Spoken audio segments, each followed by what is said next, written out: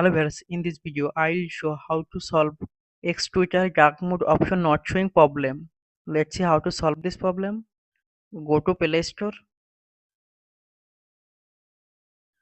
click on search bar,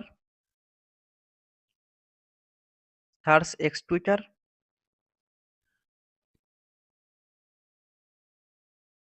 update app if available on your Play Store, tap on hold X Twitter app, click on app info,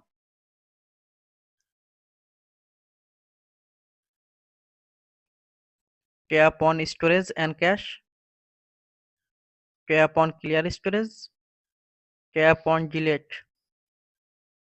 Now go to X Twitter app, click on profile icon, click on setting and support, click on settings and privacy, click on accessibility display and language, click on display,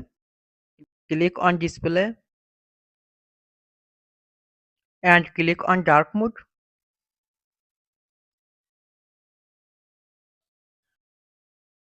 Now dark mode showing. Thanks for watching. Don't forget to like and subscribe.